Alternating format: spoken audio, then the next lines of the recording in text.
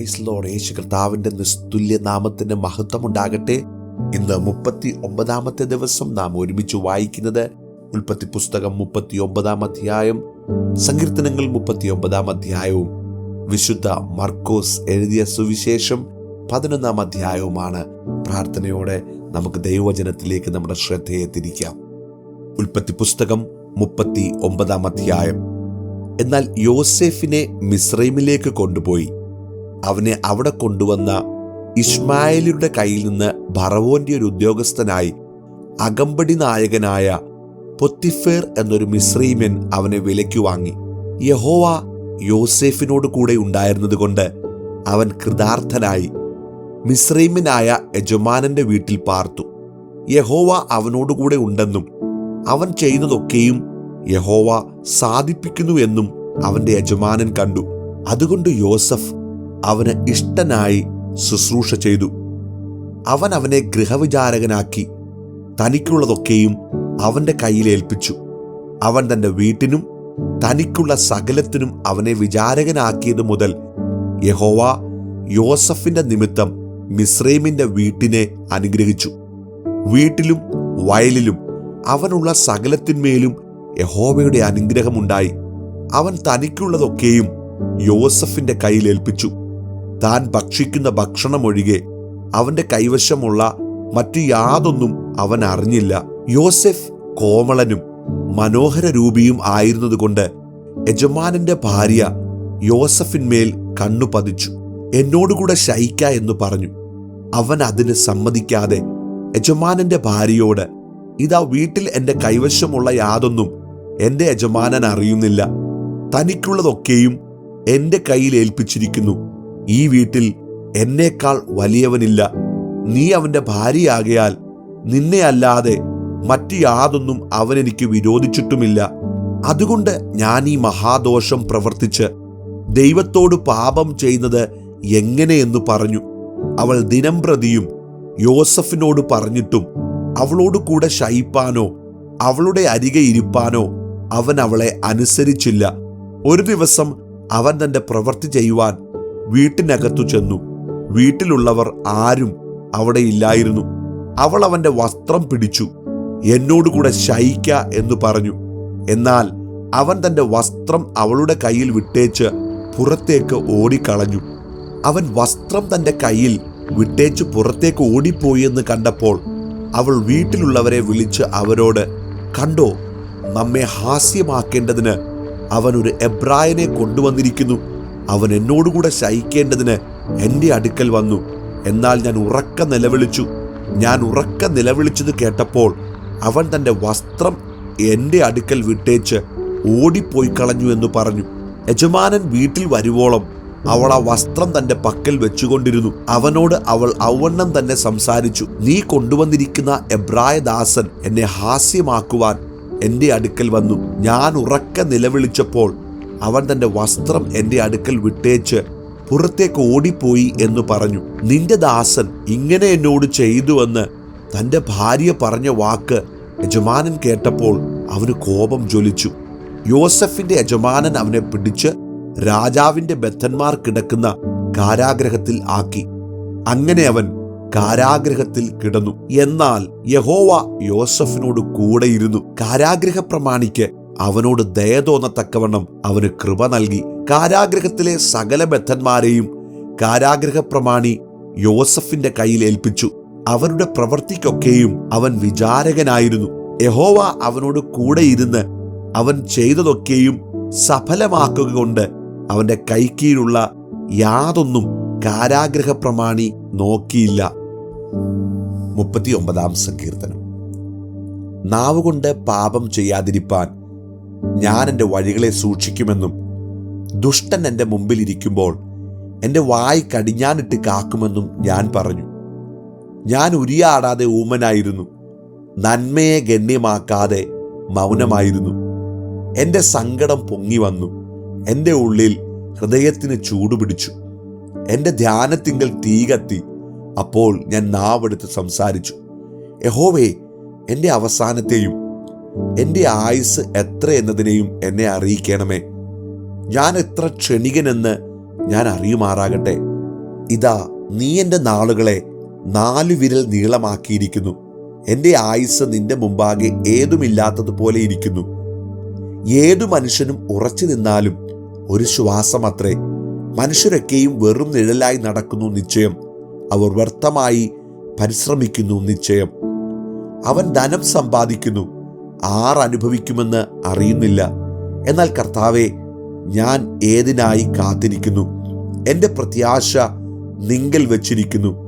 എൻ്റെ സകല ലംഘനങ്ങളിൽ നിന്നും എന്നെ വിടുവിക്കണമേ. എന്നെ ഭോഷന്റെ നിന്ദയാക്കി വെക്കരുതേ. എൻ്റെ വായ് തുറക്കാതെ ഊമനായിരുന്നു, നീയല്ലോ അങ്ങനെ വരുത്തിയത്. നിന്റെ ബാധ എങ്കിൽ നിന്ന് നീക്കണമേ.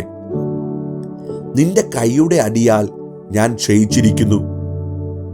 അകൃത്യം നിമിത്തം നീ മനുഷ്യനെ ദണ്ഡനങ്ങളാൽ ശിക്ഷിക്കുമ്പോൾ നീ അവൻ്റെ സൗന്ദര്യത്തെ പുഴുപോലെ ക്ഷയിപ്പിക്കുന്നു. ഏതു മനുഷ്യനും ഒരു ശ്വാസമത്രയാകുന്നു. യഹോവേ, എൻ്റെ പ്രാർത്ഥന കേട്ട് എൻ്റെ അപേക്ഷ ചെവിക്കൊള്ളണമേ. എൻ്റെ കണ്ണുനീർ കണ്ട് മിണ്ടാതിരിക്കരുതേ. ഞാൻ എൻ്റെ സകല പിതാക്കന്മാരെയും പോലെ നിന്റെ സന്നിധിയിൽ അന്യനും പരദേശിയുമാകുന്നുവല്ലോ. ഞാൻ ഇവിടെ നിന്ന് പോയി ഇല്ലാതാകുന്നതിന് മുമ്പേ ഉന്മേഷം പ്രാപിക്കേണ്ടതിന് നിന്റെ നോട്ടം എങ്കിൽ നിന്ന് മാറ്റണമേ. വിശുദ്ധ മർക്കോസിന്റെ സുവിശേഷം 11-ാം അധ്യായം. അവർ യെരുശലേമിനോട് സമീപിച്ച് ഒലിവു മലക്കരികെ ബേത്ഫാഗയിലും ബഥാനിയയിലും എത്തിയപ്പോൾ അവൻ ശിഷ്യന്മാരിൽ 2 പേരെ അയച്ച് അവരോട്, നിങ്ങൾക്ക് എതിരെയുള്ള ഗ്രാമത്തിൽ ചെല്ലുവിൻ. അതിൽ കടന്നാൽ ഉടനെ ആരും ഒരിക്കലും കയറിയിട്ടില്ലാത്ത ഒരു കഴുതക്കുട്ടിയെ കെട്ടിയിരിക്കുന്നത് കാണും. അതിനെ അഴിച്ചു കൊണ്ടുവരുവിൻ. ഇതു ചെയ്യുന്നത് എന്ത് എന്ന് ആരെങ്കിലും നിങ്ങളോട് ചോദിച്ചാൽ കർത്താവിന് ഇതിനെക്കൊണ്ട് ആവശ്യമുണ്ട് എന്ന് പറവിൻ. അവൻ ക്ഷണത്തിൽ അതിനെ ഇങ്ങോട്ട് അയക്കും എന്ന് പറഞ്ഞു. അവർ പോയി തെരുവിൽ പുറത്ത് വാതിക്കൽ കഴുതക്കുട്ടിയെ കെട്ടിയിരിക്കുന്നത് കണ്ട് അതിനെ അഴിച്ചു. അവിടെ നിന്നവരിൽ ചിലർ അവരോട്, നിങ്ങൾ കഴുതക്കുട്ടിയെ അഴിക്കുന്നത് എന്ത് എന്ന് ചോദിച്ചു. യേശു കൽപ്പിച്ചതുപോലെ അവർ അവരോട് പറഞ്ഞു. അവർ അവരെ വിട്ടയച്ചു. അവർ കഴുതക്കുട്ടിയെ യേശുവിന്റെ അടുക്കൽ കൊണ്ടുവന്ന് തങ്ങളുടെ വസ്ത്രം അതിന്മേലിട്ടു. അവൻ അതിന്മേൽ കയറിയിരുന്നു. അനേകർ തങ്ങളുടെ വസ്ത്രം വഴിയിൽ വിരിച്ചു. മറ്റു ചിലർ പറമ്പുകളിൽ നിന്ന് ചില്ലിക്കൊമ്പ് വെട്ടി വഴിയിൽ വിതറി. മുമ്പും പിൻപും നടക്കുന്നവർ, ഹോശന്ന, കർത്താവിന്റെ നാമത്തിൽ വരുന്നവൻ വാഴ്ത്തപ്പെട്ടവൻ, വരുന്നതായ രാജ്യം നമ്മുടെ പിതാവായ ദാവീദിന്റെ രാജ്യം വാഴ്ത്തപ്പെടുമാറാകട്ടെ, അത്യുന്നതങ്ങളിൽ ഹോശന്ന എന്ന് ആർത്തുകൊണ്ടിരുന്നു. അവൻ യെരുശലേമിൽ ദൈവാലയത്തിലേക്ക് ചെന്ന് സകലവും ചുറ്റും നോക്കിയ ശേഷം നേരം വൈകിയതുകൊണ്ട് 12 ബഥാനിയയിലേക്ക് പോയി. പിറ്റേന്നാൾ അവർ ബഥാന്യ വിട്ടു പോരുമ്പോൾ അവന് വിശന്നു. അവൻ ഇലയുള്ള ഒരു അത്തിവൃക്ഷം ദൂരത്ത് നിന്ന് കണ്ടു. അതിൽ വല്ലതും കണ്ടുകിട്ടുമോ എന്ന് വെച്ച് ചെന്നു. അതിനരികെ എത്തിയപ്പോൾ ഇലയല്ലാതെ ഒന്നും കണ്ടില്ല. അത് അത്തിപ്പഴത്തിന്റെ കാലമല്ലാഞ്ഞു. അവൻ അതിനോട്, ഇനി നിങ്കൽ നിന്ന് എന്നേക്കും ആരും ഫലം തിന്നാതിരിക്കട്ടെ എന്ന് പറഞ്ഞു. അത് ശിഷ്യന്മാർ കേട്ടു. അവർ യെരുശലേമിൽ എത്തിയപ്പോൾ അവൻ ദൈവാലയത്തിൽ കടന്നു. ദൈവാലയത്തിൽ വിൽക്കുന്നവരെയും വാങ്ങുന്നവരെയും പുറത്താക്കി തുടങ്ങി. പൊൻവാണിഫക്കാരുടെ മേശകളെയും പ്രാക്കളെ വിൽക്കുന്നവരുടെ പീഠങ്ങളെയും മറിച്ചിട്ട് കളഞ്ഞു. ആരും ദൈവാലയത്തിൽ കൂടി ഒരു വസ്തുവും കൊണ്ടുപോകുവാൻ സമ്മതിച്ചില്ല. പിന്നെ അവരെ ഉപദേശിച്ചു, എൻ്റെ ആലയം സകല ജാതികൾക്കും പ്രാർത്ഥനാലയമെന്ന് വിളിക്കപ്പെടുമെന്ന് എഴുതിയിരിക്കുന്നില്ലയോ? നിങ്ങളോ അതിനെ കള്ളന്മാരുടെ ഗുഹയാക്കി തീർത്തു എന്ന് പറഞ്ഞു. അത് കേട്ടിട്ട് മഹാപുരോഹിതന്മാരും ശാസ്ത്രിമാരും അവനെ നശിപ്പിക്കേണ്ടത് എങ്ങനെയെന്ന് അന്വേഷിച്ചു. പുരുഷാരമെല്ലാം അവന്റെ ഉപദേശത്തിൽ അതിശയിക്കയാൽ അവർ അവനെ ഭയപ്പെട്ടിരുന്നു. സന്ധ്യയാകുമ്പോൾ അവൻ നഗരം വിട്ടുപോകും. രാവിലെ അവൻ കടന്നു പോരുമ്പോൾ അത്തിവൃക്ഷം വേരോടെ ഉണങ്ങിപ്പോയത് കണ്ടു. അപ്പോൾ പത്രോസിന് ഓർമ്മ വന്നു. റബി, നീ ശപിച്ച അത്തി ഉണങ്ങിപ്പോയല്ലോ എന്ന് അവനോട് പറഞ്ഞു. യേശു അവരോട് ഉത്തരം പറഞ്ഞത്, ദൈവത്തിൽ വിശ്വാസമുള്ളവർ ആയിരിപ്പീൻ.